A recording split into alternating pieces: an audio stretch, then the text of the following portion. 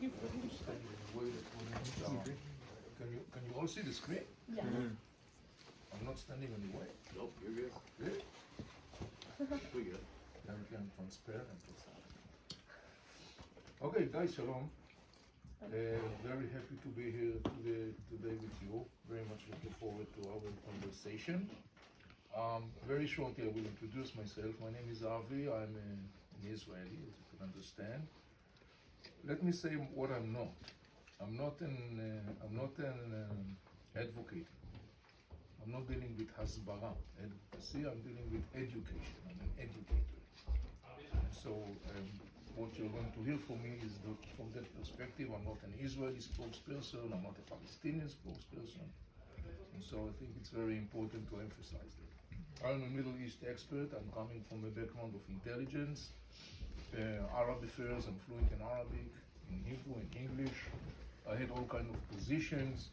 Most of my positions were field positions, so I was engaged in a very close, intimate relationship with Arab communities across the region. And then I went to deal with education for a couple of years. And then for the last 20 years or so, I've been working as a Middle East independent expert. I'm providing a lot of analysis on different media platforms. I published a couple of books about the Middle East. The recent one was published in 2022. I have produced a series of 5 episodes about the battle, the conflict over Jerusalem and in Jerusalem, which to a large extent, that series is based upon some specific chapter in my professional career.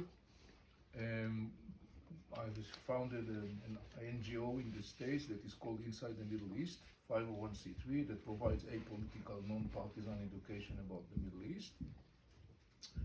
And we are now in the midst of producing a new movie about the Middle East, hosting different voices from the region, because one of the major characteristics of our work is that we bring to the Western discussion voices of experts from the Middle East that are absent from the Western discussion. Those voices, mostly Arab experts, need to be heard because they, of course, add a lot to the picture, which is sometimes very partial in the Western discussion. And so this is roughly speaking my background. By the way, we just recently started a new fellowship, 50 students from Oregon to London. Maybe in the end of my presentation I will say a few words about it, if you'd be interested. We are now in the midst of a long tour. We started in September and it's going to end in June.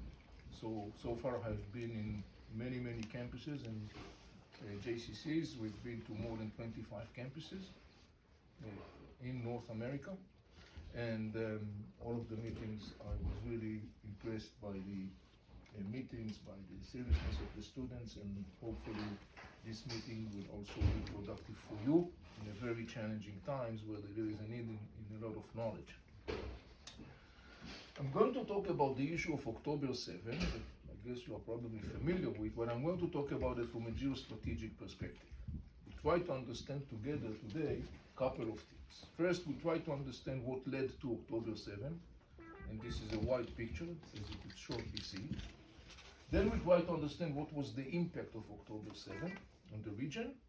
And finally, I will talk about what I call the domino effect that October 7 actually generated or triggered today in different parts of the region. We have some concluding educational note and, of course, Q&A. I'm going to start with some short just framing, talking a little bit about Gaza in contemporary times, some milestones in the story of Gaza. 48 to 67, Gaza is ruled by Egypt, but it was not annexed to Egypt. In 1967, following the 6 Days War, Israel occupied Gaza Strip and Israel ruled Gaza until 2005. During that period of time, the Israeli government established communities, some people refer to them by the name of settlements, in Gaza Strip. All in all, 21 communities or settlements with a population of some 10,000 Israeli citizens who lived in those communities. In 2005, the Israeli government passed a law that is called disengagement, and based upon that law, Israel withdrew from Gaza Strip, dismantled all the settlements, the people, the Israelis who lived in Gaza, were relocated in Israel. The Israeli Defense Forces also pulled out from Gaza Strip, and Israel handed control over Gaza Strip to the Palestinian Authority. The Palestinian Authority is an entity that was established following the Israeli PLO agreement from 1993 that is known by the name of the Oslo Accords. Following that agreement, the Palestinian Authority has been established formally and has been internationally recognized as the counterpart for the implementation of what is known as the two-state solution agreement. The rule of the Palestinian Authority in Gaza Strip didn't last long, because a year and a half later, in the summer of 2007, Hamas, a Palestinian Islamic movement that was established in Gaza Strip in the late 1980s, Hamas conducted a violent coup, terminating violently the rule of the Palestinian Authority, and since 2007, Hamas has been de facto governing Gaza Strip. So what has led to October 7? I would argue that October 7 is the conjunction of three ideologies that came together starting as of the last third of the 20th century and actually became a very powerful factor in shaping the trajectory of large part of the region, including the trajectory of the Israeli-Palestinian conflict. So what are those ideologies, how and why they came together, and how did they lead, in the end of the day, to October 7? There's a very short framing, something to say that is very significant about a major power struggle that shaped the history of the region for many centuries, and this is the power struggle within Islam, the major religion of the region since the 7th century, a power struggle within Islam that centers around the question who is entitled to lead the Muslim world. Islam emerged in the 7th century and very quickly spread and became a conquering empire known by the name of Caliphate. In parallel to that, there has been growing power struggle within Islam regarding the question who entitled to lead this caliphate. And that power struggle resulted in two camps. Majority of the Muslims are known as Sunnis, about 84%. The Sunnis argue that leading the Muslim world should be done by a person that has the skills to do that, and he will be elected to that position. The other camp, the minority, is known as Shia. Shi'at Ali, the political followers of Ali. Ali bin Abi Talib was the fourth caliph, the fourth king, and he was assassinated in the middle of the 7th century. The Shiites argue that only a male descendant of this Ali is entitled to lead the Muslim world. The Shiite, the major branch of the Shiites, is called the 12-ish because of the number 12, and they believe there has been line of 12 leaders starting with Ali. Each and every one of them, they refer to them as Imam, which means spiritual leader, and they argue that the Imam is connected to a divine source of knowledge and therefore immune from mistake, and the Imam is the one that's supposed to lead the Muslim world. By the way, they believe that the last one of the Imams disappeared in the 9th century as a little boy, but they believe he's not dead. They believe he's alive and waiting outside of time and history to sum up and to come and to lead mankind to salvation. He is known in different names like Al-Mahdi, which means the Messiah, or the absent Imam, or the anticipated Imam. He's also known in Arabic as Sahib al-Zaman, which means the master of time. So Sunnis and Shiites have been engaged in a brutal competition over leadership of the Muslim world through the centuries. The theological and the political and the narrative gaps between the sides are non-bridgeable, and they are very hostile one towards the other, even though they are both Muslims. However, they have one thing in common, and this is the fact that they have a globalist, expansionist outlook. In the Sunni version of this globalist version of outlook, it's known by the name of the Caliphate. In the Shiite version, it's called Imamate, named after this term that I explained before, the Imam. Both Caliphate vision and Imamate vision envision a world that is an Islamic, meaning it's a world that is ruled according to the Islamic religious codex that is known by the name of Sharia law. You probably may hear this term, Sharia law. Obviously, there are differences in between the two ideologies in the sense that each and every one of them think that they have the right way to lead the Muslim world and the world. However, those ideologies, the Shiite Imamate vision or the Sunni Caliphate vision gave birth in our times to groups and organizations and political entities that are basically coming from those camps. Like, for example, if you look to the left-hand side, you see under the Sunni Caliphate, you will see all these groups there. You probably may recognize some of them, like, for example, the Muslim Brotherhood. The Muslim Brotherhood is the biggest mass movement in the Muslim Sunni world. It was established in Egypt in 1928. Hamas, that was established in Egypt, in Gaza in 1987, 60 years after the Muslim Brotherhood, Hamas formally defines itself as the offspring of the Muslim Brotherhood in Palestine. The word Hamas means religious enthusiasm, and it's also the initials of Harakat al-Muqawama al-Islamiyya, the Islamic resistance movement.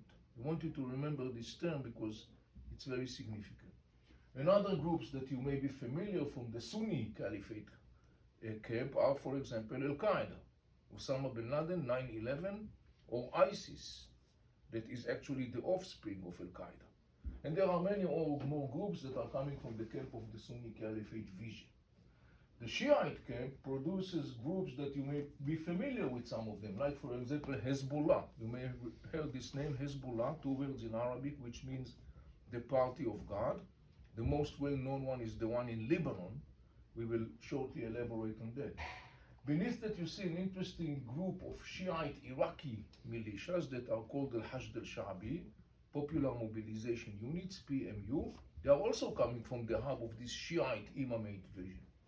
You see beneath them another interesting factor, Ansar Allah, the disciple of Allah. This is the military power of Houthis in Yemen. You may hear this name, Houthis. In the last year, it became known in the West. Houthis are Shiite tribes from Yemen. Beneath that, you see Islamic Revolutionary Guards, the spine of the Mullah regime in Tehran that shortly we will talk about.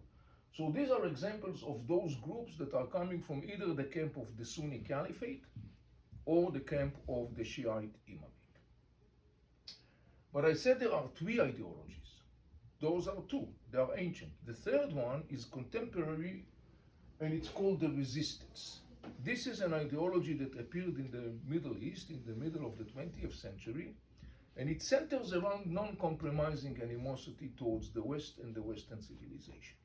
It views the West as a conquering imperialistic power that is declining, that is decaying, that is corrupted, and it's doomed to disappear. And the ideology of resistance vowed to eliminate the presence of the West in the Muslim and the Arab world because they are saying it is contaminating, sort of speaking, the Muslim culture and the Muslim values. As part of that, it is also vowing to eliminate the state of Israel. Why to eliminate the state of Israel? Because they are arguing that the state of Israel is an outpost of this Western civilization. It's not indigenous to the region. It is an artificial entity that was created by the West, and therefore it has to be violently outrooted under the banner of liberating Palestine. So these are the 3 ideologies: Sunni Caliphate, Shiite Imamate, the resistance. So how and why do they, in the end of the day, are going to result in, among other things, the story of October 7? When you look at the map of the region, the geostrategic map of this part of the region, starting as of the last third of the 20th century, you could see that both groups that are coming from the Shiite Imamate, like Hezbollah, like Iraqi Shiite militias, like Ansar Allah, and also groups that are coming from the Sunni Caliphate, Hamas, Islamic Jihad, and others, Al-Qaeda, ISIS, they gain momentum across the Middle East. Different reasons resulted in this situation, but they gain momentum across the Middle East, and that situation is going to result in, as effect on the ground, a growing ability of those groups to geostrategically shape the features of the region. Yes, please. What do the different colors on the map represent? The yellow one basically stands for the Shiite, the green one stands for the Sunnis. Okay? So this momentum that these groups are going to gain on the ground on the last third of the 20th century together with these ideologies that I mentioned, basically is going to result what is known as the axis of resistance. In Arabic, it's called Mihwar al-Muqawama. The axis of resistance is a network of those entities that are, some of them are acting as a semi-state entities, basically acting as a state within a state, like, for example, Hezbollah in Lebanon, or, for example, Hamas in Gaza Strip. And those semi-state entities are acting both as military powers, but also at the same time as political powers. They have political parties, they are participating in the political system, but they maintain independent military power. The major provider of that military power is the mullah regime in Tehran. The mullah regime, mullahs are the Shiite clergies, came to power in Iran in 1979 following an Islamic revolution, and Iran became a Shiite republic. One of the major things that incentivized the mullah regime in Tehran ideologically is this whole concept that we talked about, which is the imamate.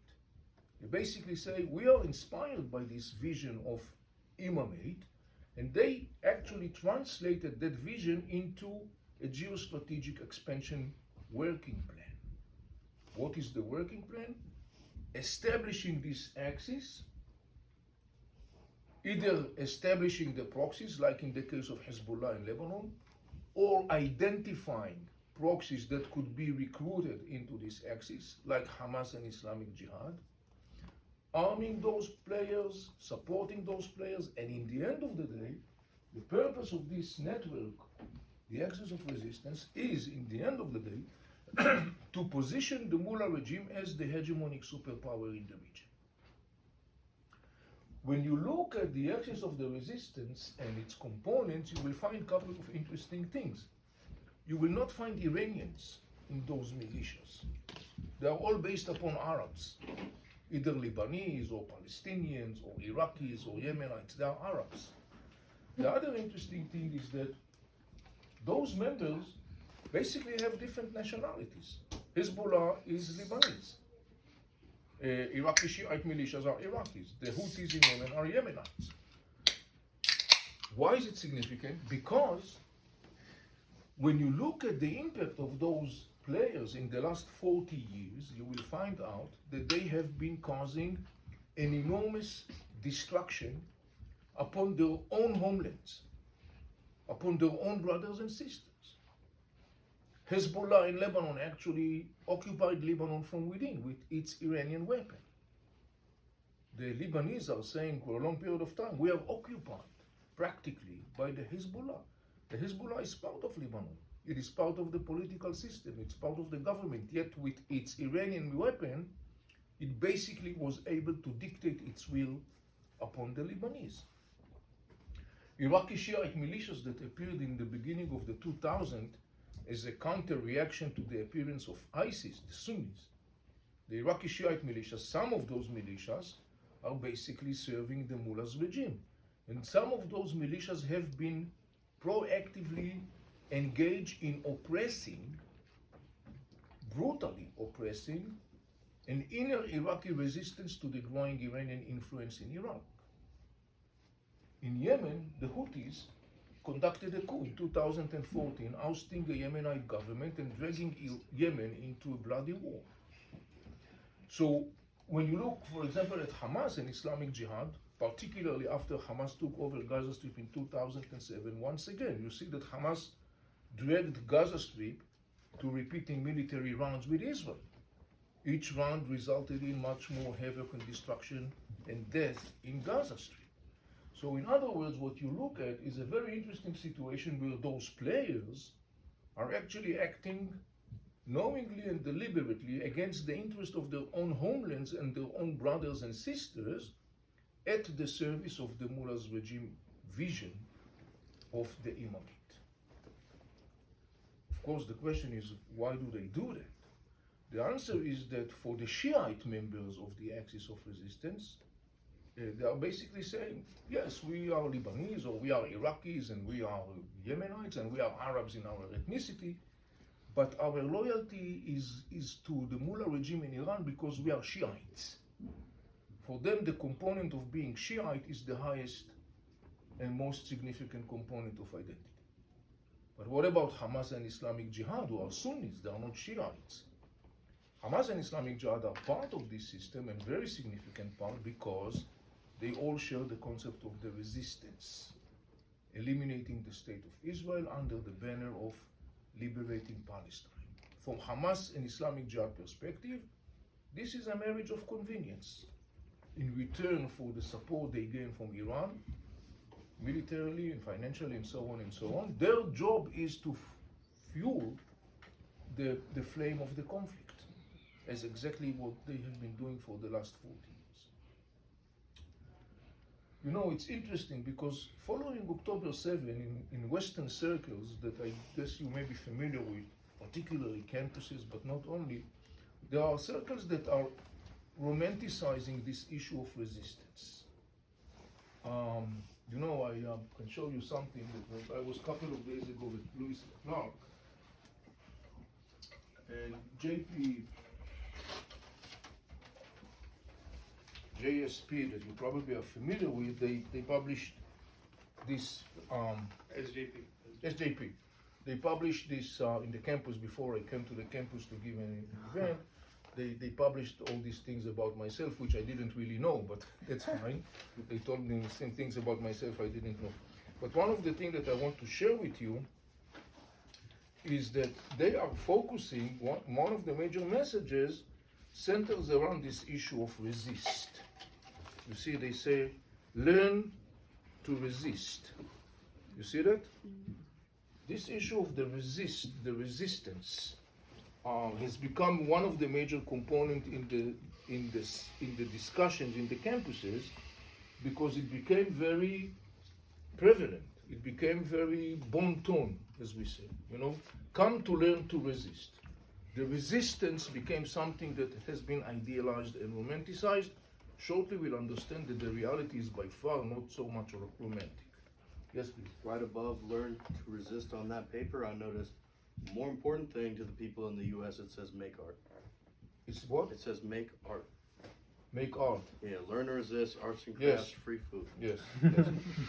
So I wasn't surprised to see that. I mean, because I know that the issue of the resistance is quite common, and it's important to understand, because I can promise you that most of those people who basically chant resistance and resist, they don't know that. They're totally clueless about it, because it sounds very romantic. But when you look at the story of the axis of resistance across the region for the last 40 years, you will find that this axis has inflicted an enormous death and destruction across the region. If you put aside the story of Israel and Gaza for a moment, and you look in the context of Syria, or Iraq, or Yemen, or Lebanon, actually arenas that have nothing to do with the conflict, you will find that those arenas have suffered an enormous destruction and death. Syria disintegrated in a bloody war, 500,000 people dead, millions of refugees. Yemen is still struggling in ongoing war, hundreds of thousands of people killed, millions are refugees. Iraq is torn apart. Lebanon is crumbling. What's the common denominator? When you look at each and every one of these arenas, the major power that was shaping the trajectory of those arenas, leaving aside the story of Israel and Palestinians, the major power that shaped the trajectory of those arenas in the last couple of decades is the axis of resistance. And it's all being done under the banner of resistance. We are going to liberate Palestine. So you got an interesting situation where you have an axis that is proactively shaping violently the feature of the region, and one of the major cards of marketing is the story of liberating Palestine. What does it mean? It means that when they have been criticized, either by Lebanese, or by Iraqis, or by Yemenites, saying to them, but you are inflicting death and destruction upon us, they said, yes, we are building this network so we will have this army that will go and free Palestine. The issue of free Palestine and the issue of the resistance became something that has been melted, sort of speaking, because it was a very compelling slogan that was speaking to many people in the Arab and the Muslim world. Why? Because the Israeli-Palestinian conflict is a very substantial issue in the center of discussion in the Muslim and the Arab world. And obviously we can understand Muslims and Arabs are siding with the Palestinians, they are their brothers. And so the axis of resistance and the Iranian regime understood that by marketing this liberating Palestine, the axis of resistance will liberate Palestine, they basically were able to harvest political credibility. But what happened practically on the ground when you look for the last 40 years was the following facts. Palestine was not liberated, and what happened in fact was that those arenas that have nothing to do with the Israeli-Palestinian conflict, neither Syria nor Lebanon nor Iraq nor Yemen, they basically became occupied from within by the factors of the axis of resistance in the service of the Mullah regime. So we are looking at a very sophisticated and complex system that in the end of the day was supposed, reminding you, it's supposed to position Iran as this hegemonic power on the region, and that is mostly at the expense of the people of the region. Yeah, I was going to ask, could there be still this axis of resistance without Iran? Or is that like... Iran is a major pillar. Okay. It's not the only one. By the way, Qatar, for example, supports, for example, financially, supports Hamas and Islamic Jihad. Qatar also support Al-Qaeda and ISIS, Sunni groups. But the major pillar in the end of the day is the Mullah regime in Tehran for that axis. So, I guess kind of disregarding the fact that like they all kind of share like the same idea of like resistance against Israel. How is like if they're all kind of like working like together in that sense? How like what caused like all of the failed state, like the 500,000 killed in Syria, like those like separate like wars? What caused that? If like they have like they share similar things, is it just kind of the like the Shiite versus the Imam, is like that the difference that it holds, or is it like?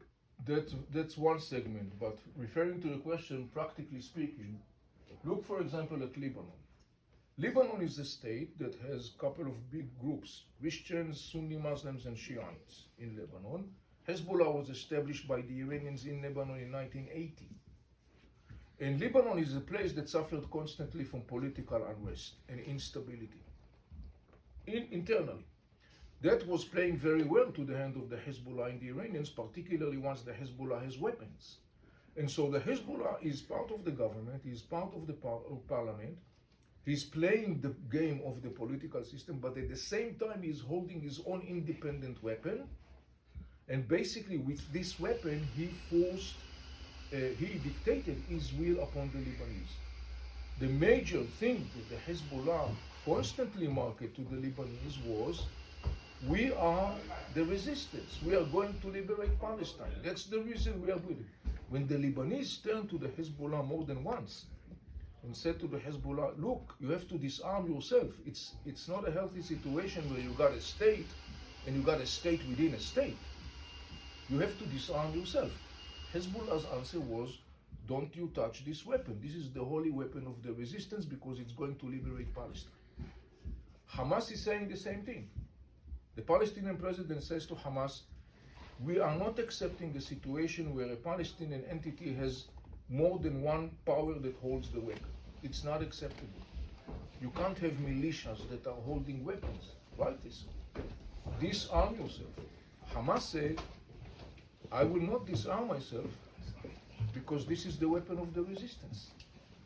And so these are examples of how in the end of the day, it has inflicted this enormous death and destruction. When you talk about Syria, for example, shortly we'll understand why Syria has been going such an enormously terrible war for more than a decade, and how it has to do with the story of the resistance.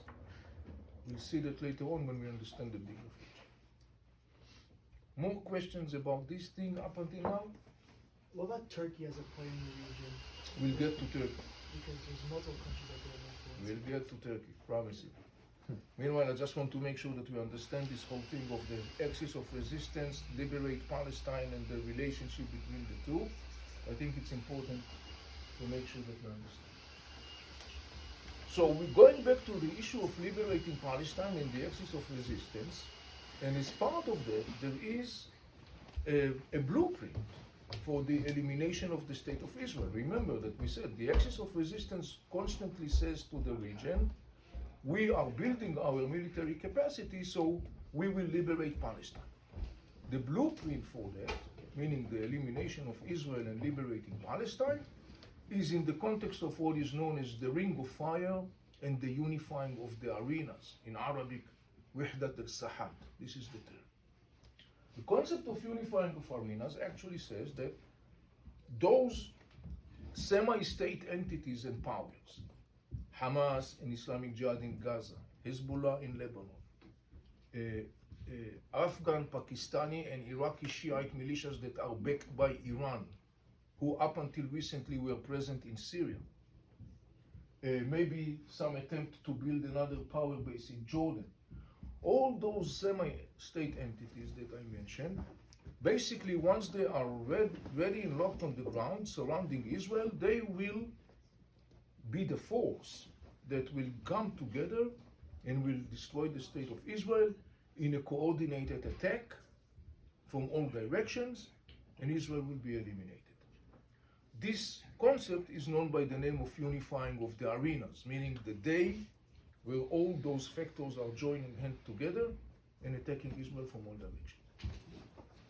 That day potentially was supposed to be a date, and the date was October 7th.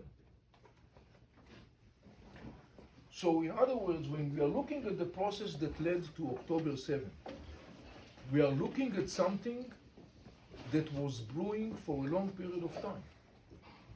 This is not something that was brewing over a week or month or year or 5 years.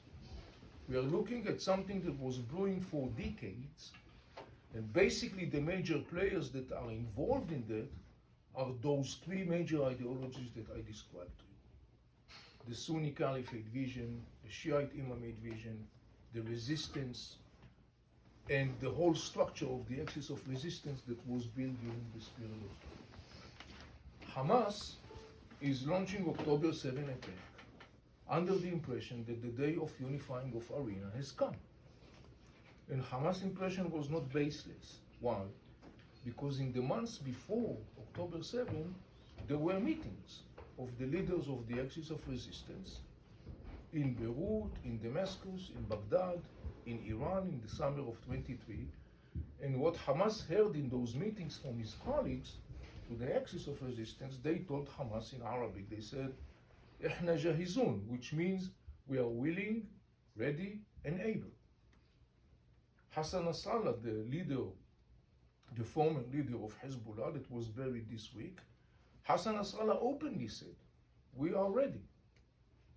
So Hamas is launching October 7 attack under the impression that the time has come.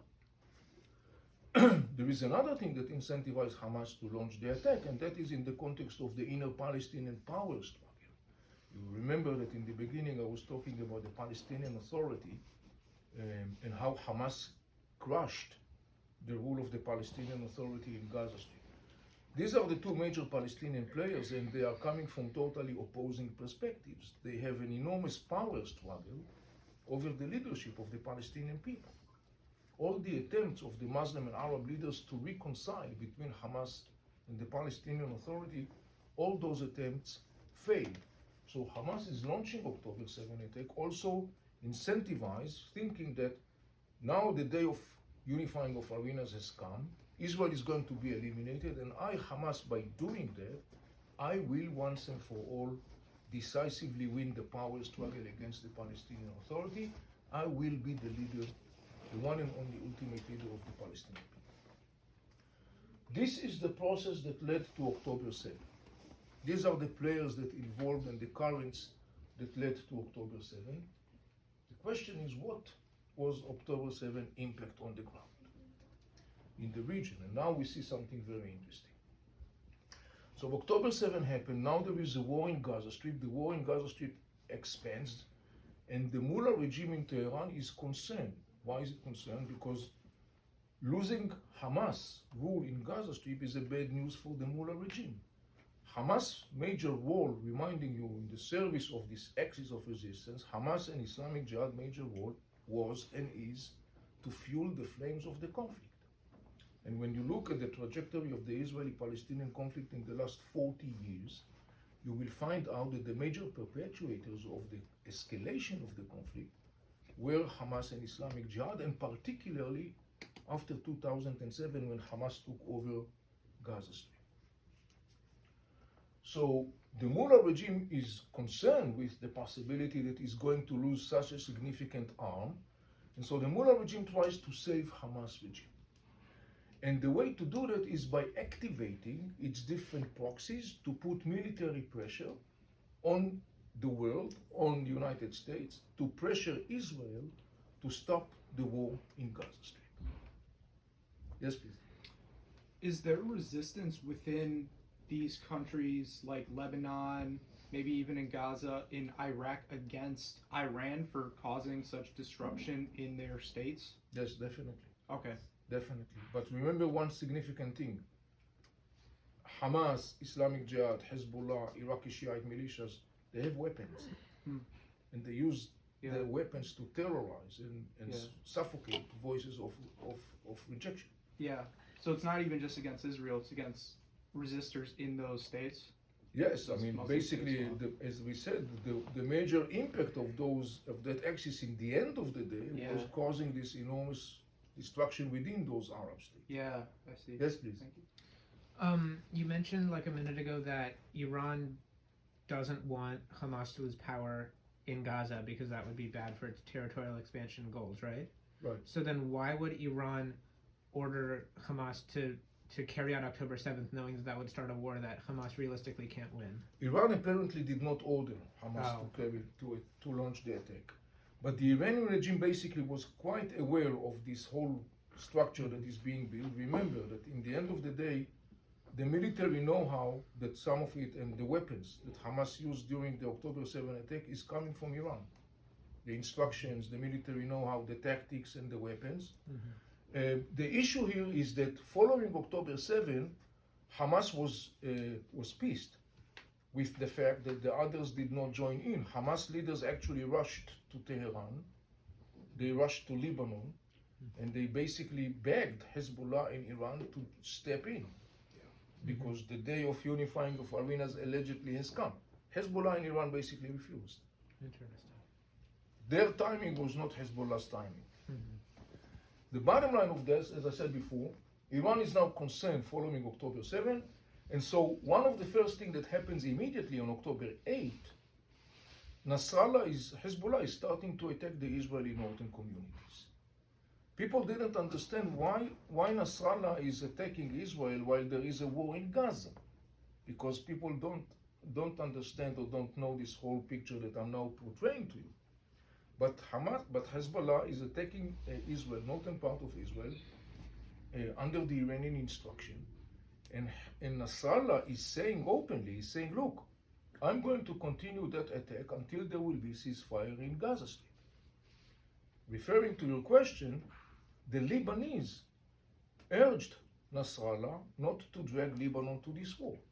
They basically urged him. Nasrallah ignored, of course, their demand. Parallel to that, now what we see is that the other proxies are now engaged. Iraqi Shiite militias that are in Iraq or in Syria at that time are starting to attack United States bases in Iraq and in Syria and in Jordan. From time to time they are attacking Israel. Houthis in Yemen, 1,500 miles away from Israel.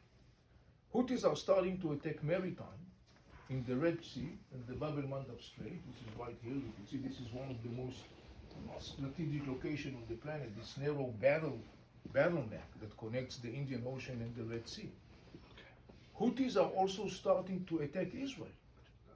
And they are also saying, we are doing that supporting our brothers in Gaza, and we will continue to do that until there will be ceasefire in Gaza Strip.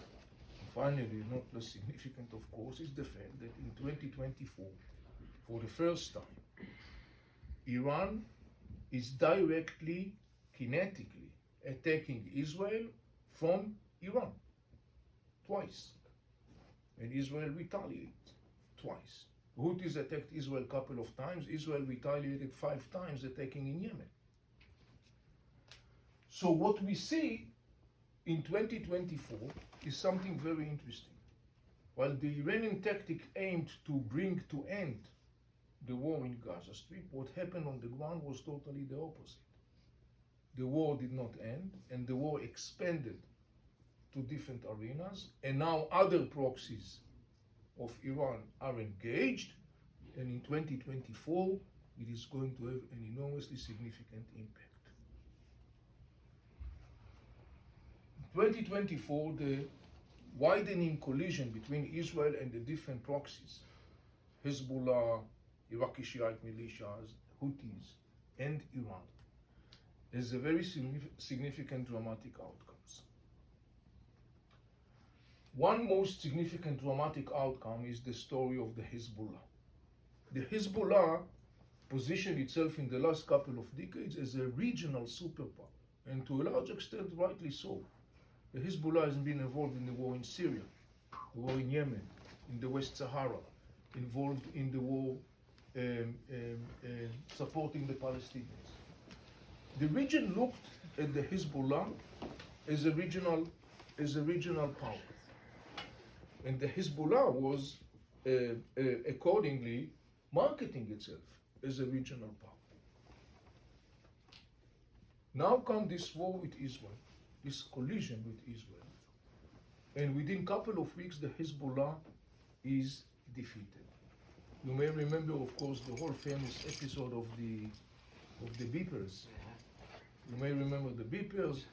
Israel eliminates the senior leadership of the Hezbollah. Why is it so significant? Because the defeat of the Hezbollah in the war sent an enormous aftershock wave across the Middle East. What's the aftershock wave? People were under the impression that the Hezbollah is an enormous military power. And all of a sudden there is this dramatic outcome of the collision with Israel. And I came across something that I never heard for the last 40 years as a professional Middle East expert covering that. I heard something that is amazing. I mean, I came across Arab analysts that basically says that the defeat of the Hezbollah in the war is equal to the defeat of the Arab armies in the war with Israel in 1967. This is how substantial was this shock wave across the region. Yes, please. Should we add the fall of the Assad regime to this list as well? We'll get to that. Later upon later.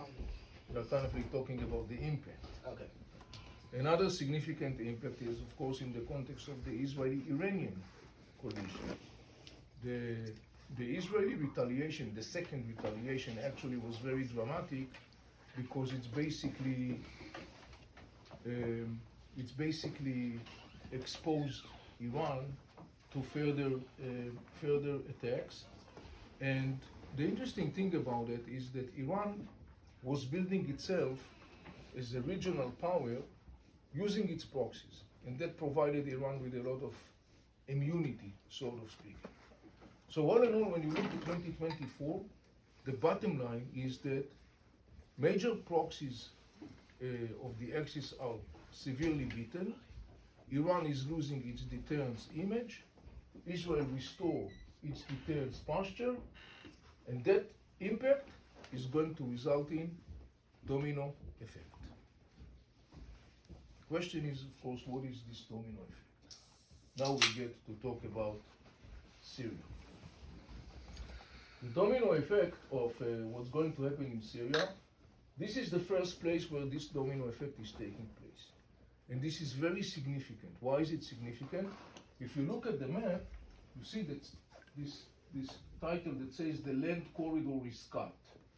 One of the things that the axis of resistance and the Iranian regime was establishing is this land corridor stretching all the way from Iran to Iraq to Syria to Lebanon, basically enabling the Iranian regime a direct access through the land, all the way from Iran to the eastern basin of the Mediterranean. Syria, under the rule of Bashar al-Assad, Syria was the major component or cornerstone in this structure.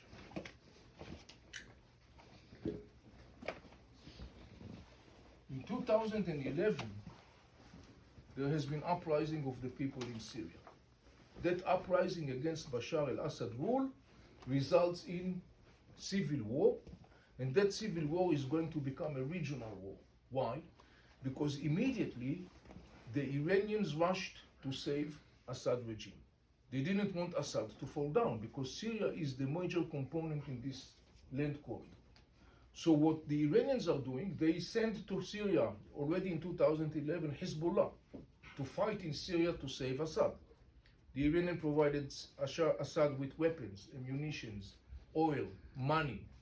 It is estimated that Iran spent some $50 to $60 billion to keep Assad in power because it's enormously significant component. At some point when the war was expanding and it seems as if Assad and the Iranians are about to lose the war, Putin stepped in, basically joining Assad and the Iranians. He flipped over the situation, and in 2018, it seems as if Assad regime and the Iranians won the war. The Syrian rebels basically were pushed up to the northwest part of Syria, bordering Turkey and supported by Turkey. And from 2018 until the end of 2024, Assad regime was secured in power. It seems like as if Assad and the Iranians won the war in Syria. In the end of November 24, the Syrian rebels are launching an offensive, and within 2 weeks, Assad regime is falling down, crumbling. The timing of the offensive has to do directly with the story of the impact of October 7. The timing has to do with the defeat of the Hezbollah, the weakening deterrence of the Iranian regime, and the fact that Putin is engaging the war in Ukraine. Turkey, that was beyond this offensive, basically identified this window of opportunity, launched this offensive. I think that the Turks and the rebels themselves were surprised by the fact how quickly Assad regime fell down and crumbled. But it was inevitable because Hezbollah says to Assad, we can't come and help you because they were beaten in the war with Israel. The Iranians are engaged within all challenges. Putin is engaged in Ukraine. The bottom line, Assad regime falls down, and with that, a major component of all this structure is now falling down. The cornerstone of this land corridor is taken out, and now it's basically disintegrated. Yes, please. I know you just mentioned the Russia-Ukraine war being relevant, and I know I've read a lot about like how Russia is involved in many conflicts in the Middle East, but I'm not quite sure like how. Like if you could explain exactly how Russia has been involved in various conflicts and like what their motivation is. Yeah, very shortly, because I want to keep the structure of the presentation, but very shortly, in 2015, Iran and Assad are actually turning to Putin because they are in a dire situation in 2015 and basically ask Putin to intervene in the war in Syria. Putin intervened mostly through its air force and by discriminately bombing population in Syria. Basically what it does, it is flipping over the equation back there in 2015. In Libya, there is a direct involvement of the Russians, mostly through the mercenary that is known by the name of the Wagner group. I don't know if you heard about it. Yeah. They are also engaged in other areas in the region, like in Africa, in South Africa. What? I'm sorry? Mali, Mali. Yes. Niger, and that area. Yes, and so this is kind of like and other than that, of course, supplying and providing weapons and ammunition. In Syria, as part, because Putin doesn't give free meals, so in return for his support, he signed a long-term lease with Assad that basically provided Syria with aerial base and navy base in Syria. And then so Russia being bogged down in the Ukraine war caused Assad's regime to be weakened because of that? Yes, Okay. that was one of the components. The other one was the weakening of the Hezbollah, following the defeat of the Hezbollah, and the weakening deterrence capacities of the Mullah regime following the collision with Israel in 2024. Thank you. Now, this is one aspect of this domino effect, but this domino effect continues. And one of the interesting things is that when you look at places like Lebanon and Iraq that were struggling to restore their sovereignty, we talked about the fact that there were forces in those places that pushed back against the Iranian influence. When you look at Iraq and Lebanon, you will find that following this downfall of Assad regime and the weakening of the axis of resistance, now those local nationalist powers are empowered, are boosted, they gain momentum. For example, in Lebanon, for more than 2 years, the Lebanese parliament was unable to nominate a president. The president of Lebanon is the highest executive position. It's like the United States. It's not a symbolic one. The reason they failed to choose a new president was because Hezbollah vetoed any candidate. That was before October 7th. The Hezbollah said it's either my way or the highway. It's either my candidate or nobody else. Following October 7th and following the downfall of Assad regime and the weakening of the axis of resistance, the Hezbollah had to compromise. And so for the first time, finally, after 2 years, the Lebanese parliament chose a president. Now there is a new president in Lebanon. His name is Joseph Aoun. He is also the chief of staff of the Lebanese army. But this person was not Hezbollah's candidate. It was definitely not the person that the Hezbollah wanted to see sitting on the presidency chair. So this is one aspect of this strengthening of or restoring sovereignty in the case of Lebanon. In the case of Iraq, we see something similar in the sense that the Iraqi Shiite militias who are affiliated with Iran are now kind of like basically willing, I would put it like willing to play ball with the other political parties in Iraq, including, of course, the nationalist Iraqi parties. Another interesting, potentially positive outcome is the weakening of the Mullah regime in Iran, because what happened? It is estimated, many analysts basically envision or think that 2025 will be a year where the Mullah regime in Iran may face an unprecedented challenge to its endurance because of the combination of the weakening of the axis of resistance, because of the inner Iranian challenges, economically and socially and so on, and because of the tough sanctions of Trump administration. However, if you look at this map, looking at the domino effect, you see there are two players with question mark. One is Syria and the other one is Turkey. In Syria, there is a new rule after the downfall of Assad regime. Obviously, this is a rule that is hostile to the Iranians and to the Hezbollah, and actually they basically kicked them out of Syria. This rule is coming originally from the roots of Sunni ideology, radical Sunni ideology, Al-Qaeda and ISIS. But right now, this rule is kind of like conveying message of pragmatism and moderation. And I can tell you that in the Israeli intelligence, and not only the Israeli one, there are two camps basically vis-a-vis the whole story of the new rule in Syria. One camp is actually saying this is a wolf disguised as a sheep. Don't be misled by these messages. This is a radical rule, an Islamic Sunni radical group that presents a challenge. The other camp says, yes, that's correct. They are coming from the hub of this Islamic Sunni camp, but they are genuine about their need to be pragmatic. So there is some sort of like a big question mark, as you can see, where this camp is going to. You see Turkey, that we didn't mention so much. Turkey, under the leadership of Erdogan, has been leading a very proactive, pro-aggressive expansion policy across the region, resulting in more than once friction, not only with Israel, but also with Egypt and Saudi Arabia and United Arab Emirates.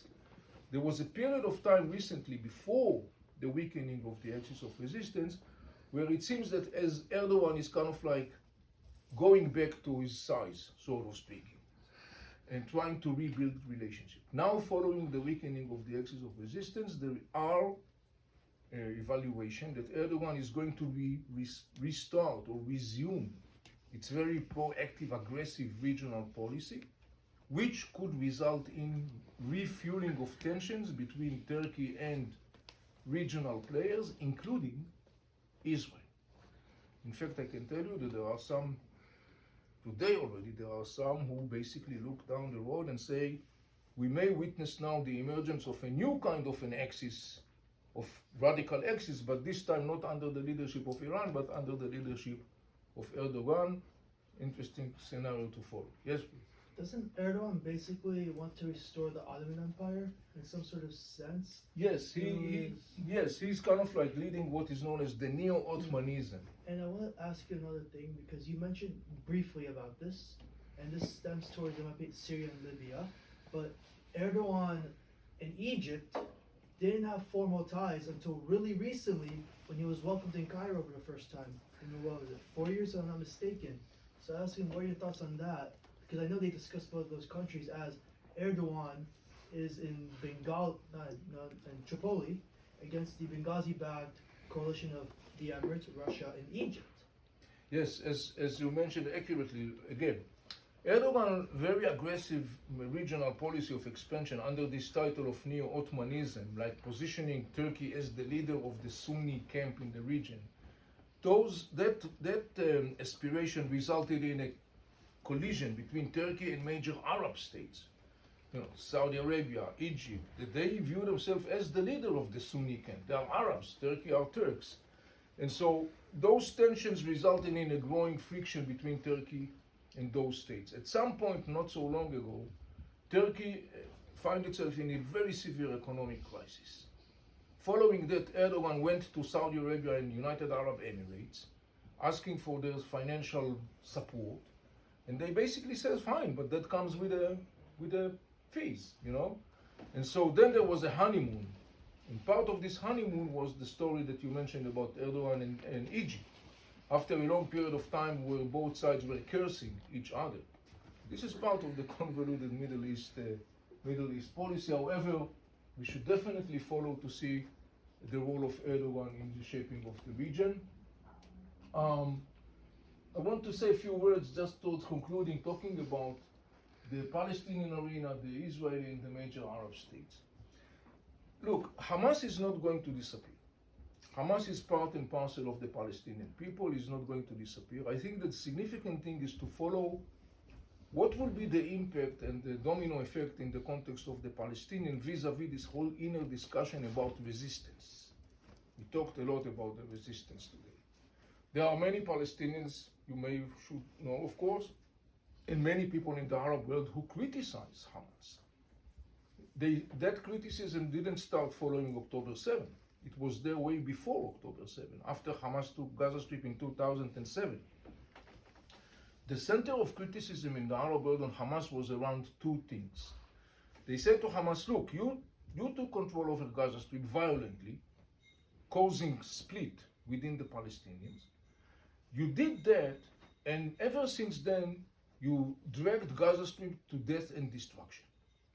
You say, we will liberate Palestine. You didn't liberate Palestine. Meanwhile, what you did was to cause death and destruction in Gaza Strip to your brothers and sisters. And the other major point of criticism on Hamas in the Arab world and the Palestinian is, you did all those things in the service of Iran, the Shiites, at the expense of your brothers, the Arab Sunnis. How can you do that? What are you? Whose side are you exactly? That criticism obviously boosted following October 7 and what happened in Gaza Strip. At the same time, there is camp in the Arab world and the Palestinian who still vows and praise the concept of resistance. So it will be very significant to see what's going to be the outcome of this inner Palestinian discussion vis-a-vis the story of the resistance. In the context of Israel, Israel can mark a couple of achievements in the sense that it was able to restore its deterrence following October 7. The weakening of the axis of resistance is the good news as far as Israel is concerned. I would emphasize, however, it's the weakening, it's not the disappearing. We should expect these factors to try to regroup themselves and to rebuild themselves. On the other hand, the new restructured geostrategic landscape, like for example in the context of Syria and Turkey, presents Israel with potentially some new challenges, geostrategically speaking. So there are two sides of this equation in the context of the Israel's geostrategic horizon. I'm talking about major Arab states, I'm talking about Egypt, Saudi Arabia, United Arab Emirates, Qatar, Jordan. When you look at their role in the context of the conflict, for the last 40 years they have been very reluctant to really be proactively involved. The reason for that, they had a good reason for that. The reason for that was because they knew that the factor that was dictating the trajectory of the conflict, and that was a trajectory of escalation, is the axis of resistance, and Iran, and Hamas, and Hezbollah. So they knew that whatever they will do basically will be in vain. If they will invest or will try to positively impact the trajectory, it's going to be in vain. And so they have been very reluctant to be proactively involved in the context of the trajectory of the conflict. Now with the following, or with the weakening of the axis of resistance, with the outcomes of the October 7, particularly in the context of the situation in Gaza Strip, I think we could expect much more proactive involvement of major Arab states vis-a-vis the trajectory of the conflict. We'll have to see, of course, how things will evolve.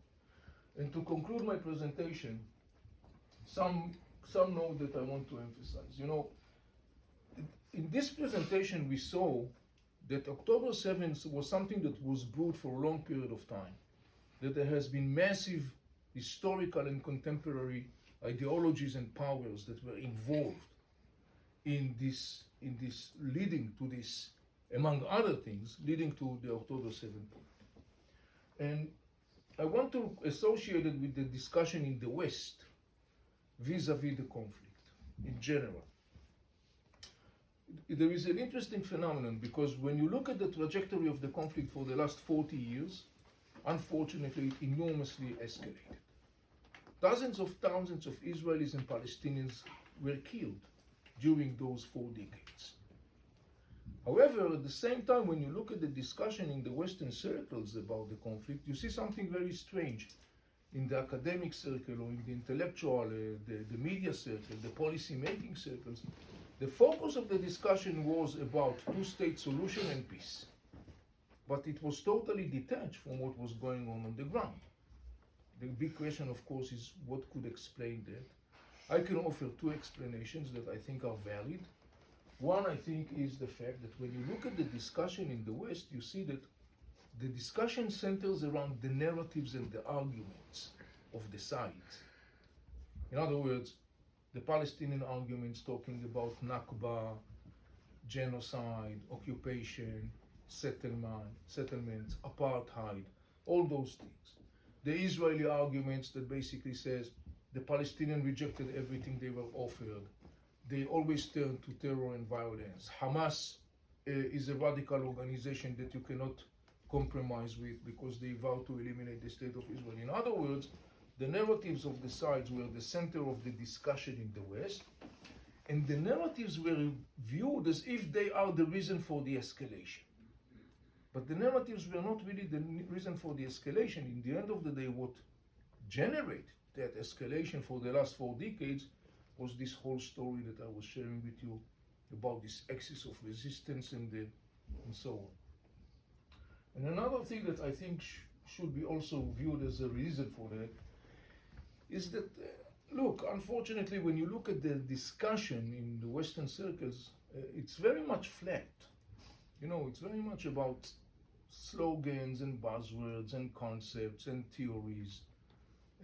That sounds very nice. It sounds very compelling, but they don't really offer understanding of the situation on the ground. And so not only that they don't offer understanding, they are basically crippling the ability to be productively effective in supporting the people to find solution. Because everything is going back to this emotional, very narrow base soundbite discussion, and that results in also that phenomenon that I was portraying as of now. I can give you these examples. For example, when you look, it's interesting to see that in the context of what are the narratives in the campuses and what is the reality of the ground. So we talked about the resistance and what does it really mean for the people of the region. It's totally two different things, right? People are saying globalized intifada. Intifada caused the death of thousands of Israelis and Palestinians. There is nothing romantic about globalizing intifada. Liberating Palestine. We talked about the fact that the axis of resistance was actually inflicting this enormous disaster in the name of liberating Palestine. It has been a pawn that has been very cynically used by those players. I don't know if you're familiar with that. Right now, this issue of Samidun, I don't know if you heard it or you may come across, it may become by the name of Samidin or Sumud. This is a very significant narrative in the Palestinian ethos, and it basically says, hold on to your ground, cling on to your ground. Why do I bring it right now? Because right now, following October 7, in Gaza Strip, there are hundreds of thousands of people who have nothing left because of the war that Hamas initiated in October 7. They have no homes, they have no infrastructure, they have no schools. They want future. And now there is an interesting situation where the narrative of Sumud, Samidun, that demand these people to cling to the ground, basically put them in an impossible situation. Because they are saying, I want future. I want future to myself and for my kid. I want to go to a place where we can have a future. We don't have any future in Gaza Strip under Hamas rule. But then they are being expected by the Palestinians who support Hamas, they are being expected to adopt the concept of sumud, cling to your ground, whatever the situation is. But not only that, now in the Western discussion, the issue of sumud, samidun, is also portrayed in this romantic light. But this romantic light is very much different from the reality on the ground. The people say, like, with all the respect to Sumud, I need home, I need services, I need medical services, my kids needs to go to school. Those things does not exist. So it's yet again another interesting expression of that. And finally, this thing of the freedom fighters that also has been associated. I think it's very significant to emphasize it in the discussion. The enormous criticism on Hamas in the Arab world and the Palestinians. And the center, one of the major components of this criticism basically says to Hamas something very simple that has to be present in the discussion. What it says to Hamas is, you rule Gaza Strip de facto since 2007. You have police force, you have military power, you legislate laws, you charge us taxes, you set the curriculum in schools. The Arab world says to Hamas since 2007, they say to Hamas, you are responsible for Gaza Strip. You are responsible for what's happening in Gaza Strip. You govern Gaza Strip, and therefore you must be held as a governmental accountability. This is something that is absent from the discussion, and it has to be brought into the discussion, because it's a very significant component when we are talking about governmental accountability. Conclude my presentation, I will simply say, look, we are always saying, you want to understand Israel, you want to understand the Israeli-Palestinian conflict, let alone if you want to really positively impact that conflict, you must understand the Middle East. Because it's interwoven into the story of the Middle East, as I showed you this evening. Maybe I could say a few words about it later on, but leave now time for questions. If you have questions, you're very welcome. Yes, please. A question about Syria. You said that there's two main groups in Israeli intelligence about how whether it's a wolf in sheep's clothing or the other way around. Right.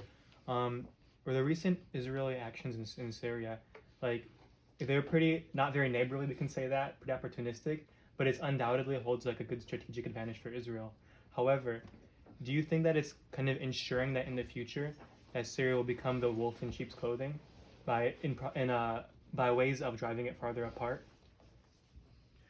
Look, currently, Israel is, as part of one of the major lessons of October 7, Israel now is experiencing a very significant shift in its, I would say, security policy. The major shift is that before October 7, to a large extent, it was mostly based upon containment. Mm-hmm.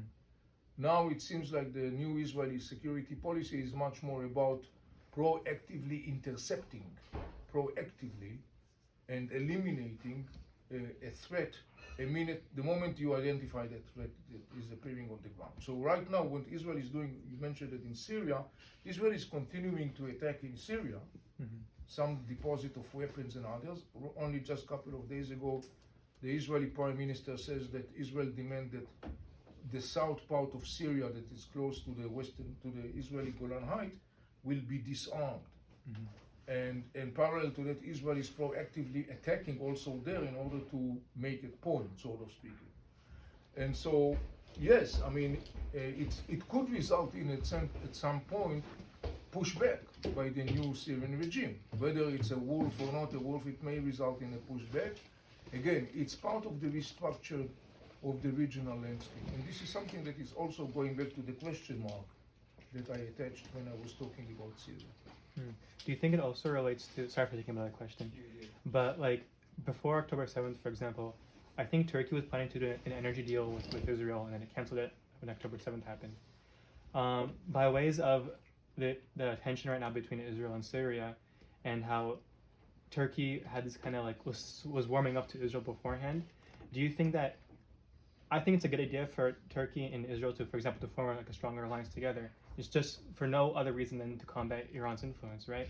So if you view it the same way, how does Israel's actions in Syria like shape that? Well, you said a very important sentence. If you view it the same way, Erdogan does not necessarily view it.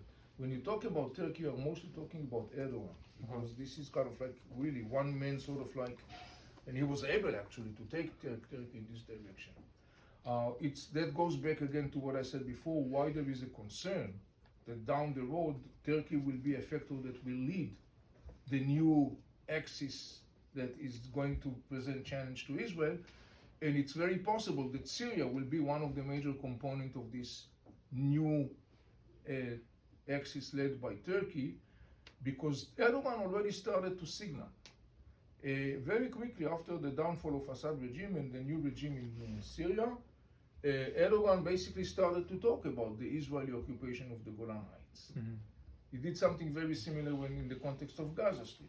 In other words, Erdogan, as far as he's concerned, he definitely identified the situation in Syria and the story of the Golan Heights as a card that he's going to utilize for his own political purposes. And so we should not be surprised if Erdogan more and more, according to his political needs, will use that card, sort of speaking. He may also, for his own political needs, not emphasize that card, because he knows how to play with these cards. The best example is Gaza and the Palestinian. Erdogan was positioning itself as the savior of the Palestinians, and he's supporting the Palestinians.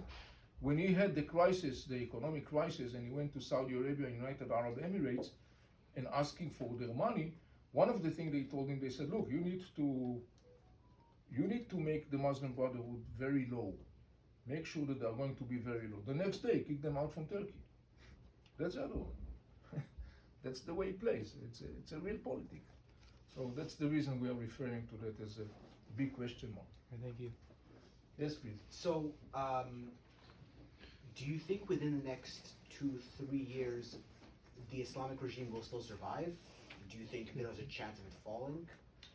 It's interesting. I just had a conversation the other day with Iranian person, and the person told me all the components for an uprising are there, for a revolution.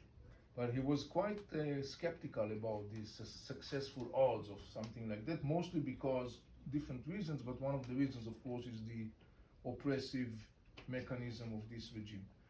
There are voices of experts that are talking very openly. As I said, they are basically saying Iran is on the verge of this massive earthquake, sort of speaking, because there are enormous challenges. Again, at the same time, there are analysts that basically says, yes, it's there, but it's most likely that the Mullah regime will able to suppress or press uprising, but it's not clear. You can never know how things will evolve. Yes, please. I know that Trump in America, he was running on like, oh, Iran was broke when like he was running. He says he's gonna make Iran broke, and now it makes a lot of sense because Iran funds this whole anti-Israel resistance, or is a big part in that.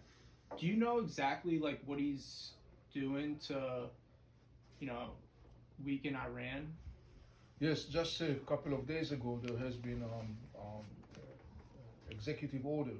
He signed an executive order. The American Treasury is imposing now and increasing sanctions on list of something like 30 or 40 entities and individuals that are involved, particularly in the oil sector. Oh, okay. Of Through Iran. like oil sanctions. Yes, Oh, cool. including like tankers, meaning that carry oil, financial institutions that are engaged in exchanging monies, and individuals that are beyond it.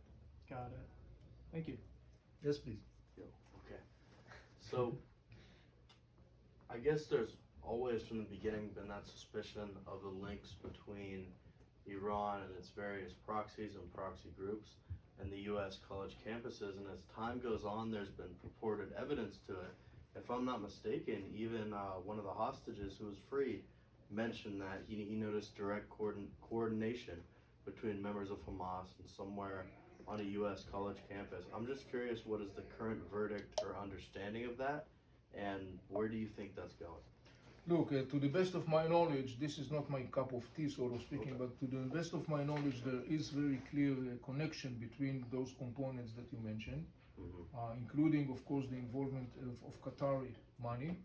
In that regard, there are very well established researches and documents that are basically documenting a very clear process of flowing of money to major centers. Okay. It is quite clear that large part of the things that we saw in campuses following October 7 was very much coordinated, orchestrated. It's not something that you do overnight. It's something that has been infrastructure that has been built for a long period of time, including involvement of non-students, meaning people that from the outside. There have been a couple of incidents to the best of my knowledge. There is one interesting thing that I would like to bring to your attention in that regard. There has been no one single demonstration in Arab campuses in the Arab world. Not even one. There was one attempt in Jordan. It was quickly, very quickly cut off the feet. And it's interesting because you can understand that you can draw for that whenever organizers and perpetuators of such things have the space to do that, they can do that. When they don't have the space to do that, they don't. I just wanted to add to what Avi was saying. So Vanderbilt campus in Tennessee, they were the first ones ever to do an encampment on campus. They did it for around 6 months before anyone else in the United States did an encampment. And from that encampment from Vanderbilt University, which I know the Israel fellow there, they learned that they could do X, Y, and Z, and that's what escalated everyone else on campuses. Okay. So, just so you know, that's like just like added knowledge for you. That That they was had in they had a Tennessee? Vanderbilt University. Yeah, They had one in Stanford too, like in they were the November. first encampment ever, and that led to campuses. Yeah. Look, as I said, I mean, the purpose of this presentation and what we are doing is not in the context of advocacy. It's in the context of bringing large part of the picture that totally is absent from the discussion. And this is something that is very significant because with that additional knowledge that is missing, but it's so crucial to understand, there is a better chance maybe to have a discussion, a constructive discussion.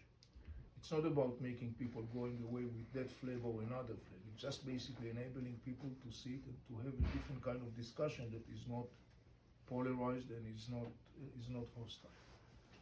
I know that I've been asked many times in campuses and so on, what shall we say to people that, the people that are screaming all this? And I basically said, look, openly, I said, honestly, there is no point in trying to talk to these people. The professional screamers are not people Professional that screamers. yes, that's what they are. They're professional screamers. But I think that the most significant thing is the large component. There are many people who just in between, and they don't really, they lack so many knowledge and so many information and context that they basically feel that they can't and they don't want to be part of it. And I think that it's important to bring those aspects to the discussion. And so I hope that this is something that could be helpful for you in your daily engagement and encounters with people, either proactively or randomly. I have just a question. So in Israel, when I was fighting in the war, in the Gaza war, basically what I was told was that Hezbollah was shooting rockets saying, "Oh, we support Hamas, but we take a step back. We don't want to fully engage." Right. What changed from that and then starting a full war into Haifa, and what changed? What was the mentality? How did it change? It was a gradual process of a slippery slope. Indeed, the way Hezbollah was envisioning that was, all right, I'm going to poke the northern part of Israel, and that will be enough to create pressure. So they are doing that. Israel retaliates. And the Israeli retaliation is not very soft, let's put it this way, because Israel is taking more and more senior activists of Hezbollah. So now Hezbollah forced to a little bit escalates the scale of its attacks. Now it's not only the communities next to the border, now it's a little bit down further. So Israel expanded its attacks back. So it was a slippery slope that it was inevitable because the Hezbollah cornered itself. They trapped themselves. It trapped itself because when the Hezbollah leader said on October 8, I'm going to continue that until there will be ceasefire in Gaza Strip, he basically made himself a hostage in the hand of Hamas. And Hamas didn't have any interest in ending the war because Hamas wanted to see more and more involvement of Hezbollah. So Hezbollah, to a large extent, in kind of like an ironic loop, basically niched itself, cornered itself, and dragged Lebanon to a situation where the Lebanese, to start with, basically urged Hezbollah not to take it. That was the process. Yes. So if the goal, like, if they hypothetically take over Israel one day and their goal is to spread across the world, why isn't there other, like, interferences in stopping the terrorist groups, and also why is there, like, for example, Russia, who's helping them if their goal is to take over the world? Let's go back a little bit to this thing here, right here. I will connect what you say to this slogan, from the river to the sea. I guess that you are familiar with this issue. I don't know if you heard this slogan that became very common in campuses. Following from the river to the sea, Palestine will be free. Now, based upon what we learned today, we actually understand something very interesting. Hamas ideologically objective is not a Palestinian state. Hamas wants to see a caliphate. You remember that we talked about this global entity. And so from Hamas' perspective, eliminating the state of Israel and eliminating the rule of the Palestinian Authority is one step towards the next step of expansion. Now, when you look at the map, you have to ask yourself, all right, let's say that Israel does not exist anymore. Hamas takes over Israel and, of course, the West Bank. Hamas now rules. What's the next territory that Hamas could expand to? Jordan? It's either Jordan or Lebanon or Syria or Egypt. it is not likely that Hamas could expand neither to Egypt or to Syria or to Lebanon. Definitely not to Saudi. No, I'm talking about bordering physical Oh, territories. I guess Israel doesn't. The only territory left is Jordan. In other words, from the Jordanian perspective, this thing of from the river to the sea, from Jordanian perspective, this is a big threat. So people that are echoing that basically should be aware of the fact that the Jordanians, the last thing they want to see is a Hamas style from the river to the sea state, because they know what does it mean. But also for the Palestinian Authority, the rivalry of Hamas, they don't want to see Hamas style Palestinian state because it means the end of the Palestinian Authority. So this is an example of like how, again, narratives that are echoed are basically very much different from the reality that they stand for on the ground when you talk about it in the context of the region. And ironically speaking, there are factors that by echoing that are actually supporting those terror groups that, as you mentioned before. And so, once again, it's important to emphasize these gaps of knowledge and understanding because that has become, to a large extent, one of the major challenges in, let's say, in the context of our discussion, the campuses. Not only the campuses, but the media as well, and policy. You go first. Just zooming in onto Gaza itself, clearly Hamas wants to have and does currently have a monopoly of power in the Strip, right? However, if I remember correctly, Palestinian Islamic Jihad has a tighter connection with Iran than Hamas does. So how do you see a potential conflict between the two in the future? Or can you speak a little bit about that in general? Yes, Hamas is the major power in Gaza, and Islamic Jihad in Palestine is the second largest military power in Gaza Strip. They basically have common denominators in the sense that they are coming from the Sunni radical Islamic ideology, the caliphate. They vow to eliminate the state of Israel. They envision life that is ruled according to the Islamic religious context, and so on. There has been always a sense of tension in the relationship between the parts in the end of the day. But from an Israeli perspective or from a regional perspective, it's the same challenge. I mean, these are groups that are presenting a non-compromising threat to the state of Israel and other players in the region. As for the relationship between those groups, yes, there has been lulls of good times, bad times, but in the end of the day, practically speaking, operationally speaking, particularly after Hamas took over Gaza Strip in 2007, more than once they have been operating together under the same command. You don't see that Tehran is viewing Hamas as more and more unreliable. Like as you said, they didn't support October 7th happening, while it's very obvious the grip that Tehran has on Palestinian Islamic Jihad, considering they started a few of the Gaza wars, right? So do you see, because of the favoring that they have for Palestinian Islamic Jihad, and maybe, let's say 10 years or so, they'll take over Hamas? Yes, actually, the Mullah regime never put all the eggs in one basket. That's the reason they have different proxies. And for example, when they see proxies that could be compensating one for the other, they will go for both proxies. In the context of Gaza, I can tell you more than that in the context of Gaza, the Mullah regime not only invested in Islamic Jihad, he also invested in other little groups in Gaza Strip, also as a sort of like alternative, if and when they will need to have alternative. One of the groups, for example, is called Saberin, and it's basically a splinter of Islamic Jihad. The interesting thing about Saberin is that this group has been going through Shiization process, became Shiites, but under the Iranian instruction. But that has been always the Iranian policy, not to put all the basket in eggs in one basket, but to spread it. And it's very accurate also in the context of Hamas and Islamic Jihad, because they also know, the Iranians, that those proxies also have their own inner agenda and own inner priorities that sometimes are not necessarily overlapping with the Iranian agenda and Iranian needs or Iranian interests. So they are always conflict-creating alternatives. Right, thank you. So, I've heard different theories about if Hamas does eventually, you know, let's say the Hamas like leaves the Gaza Strip.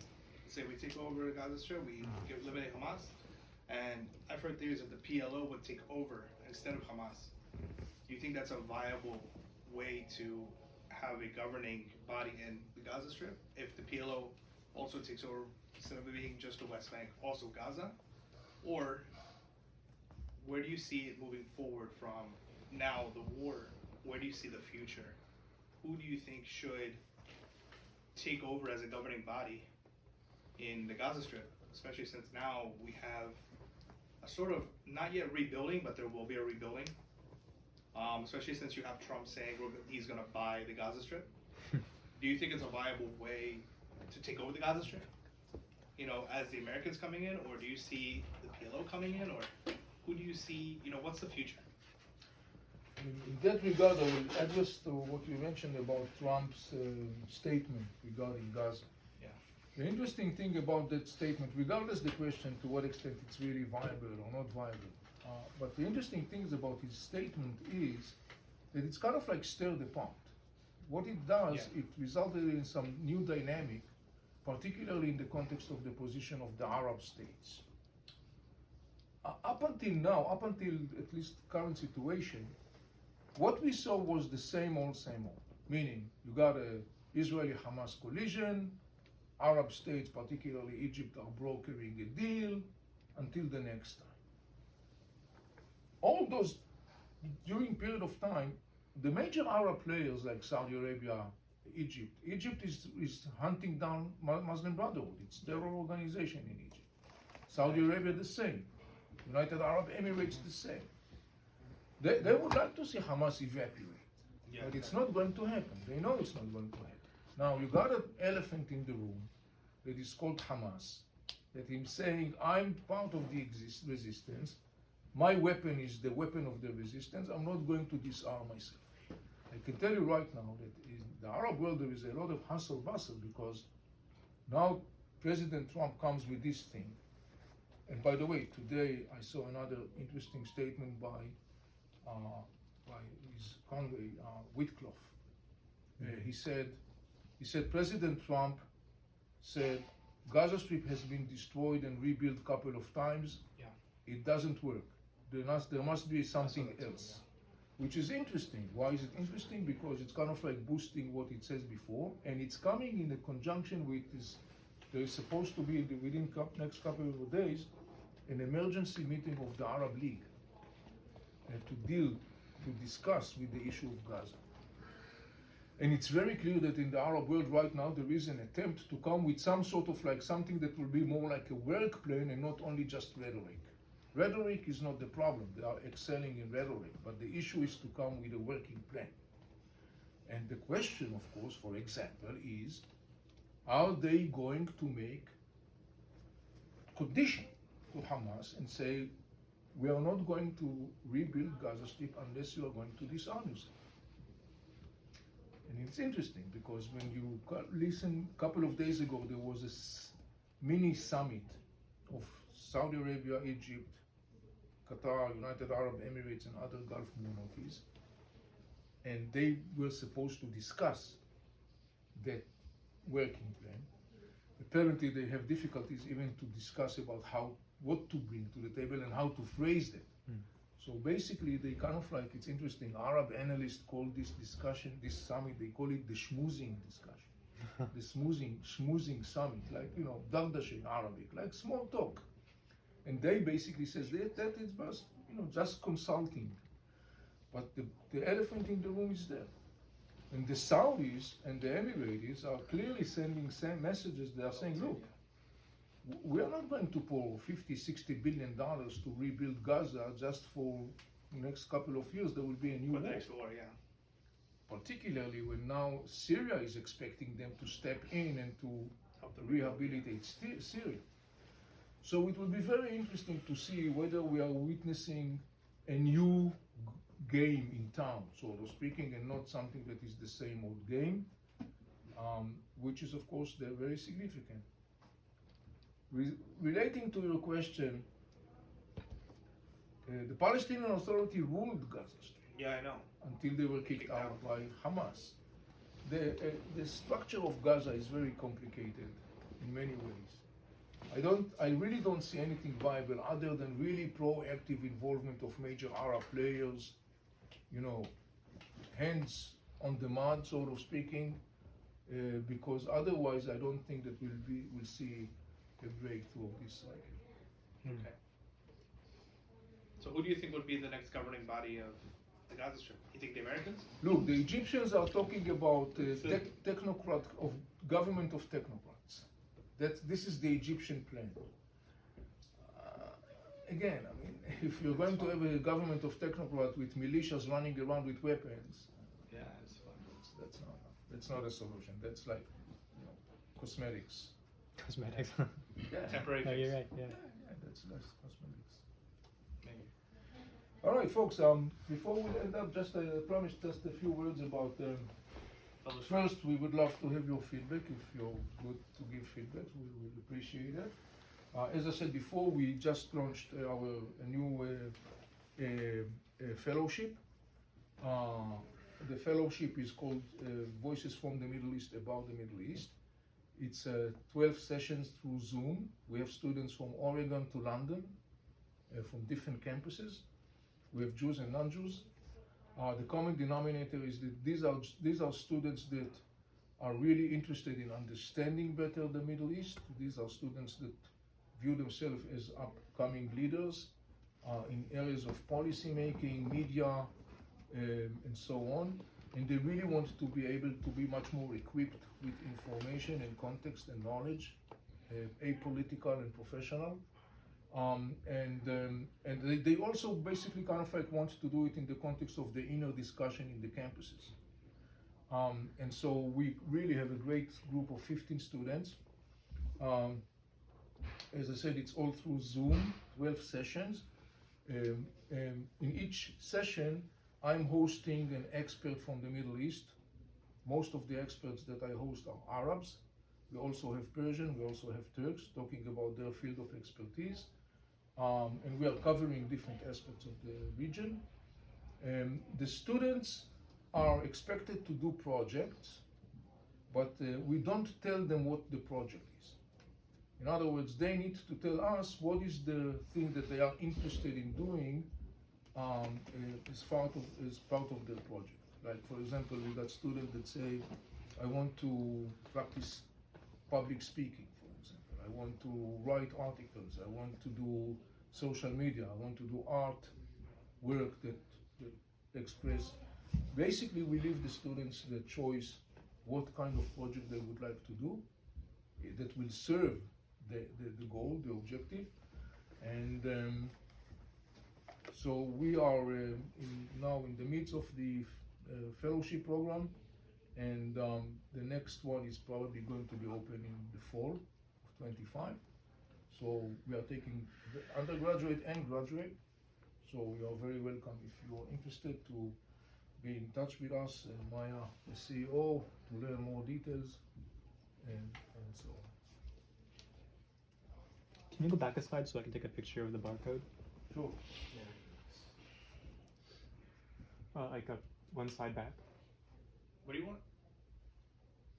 That one, yeah. That one. This one? Yes. It's under brochure too, so. May I look at the SJP posters? I'm so curious. This one? Yeah. Is it? Yeah. Be my guest. It's just a pasta. There's a lot of them. Anyway, everyone, let's give a round of applause.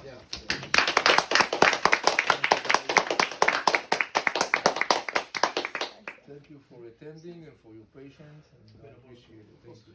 Close this.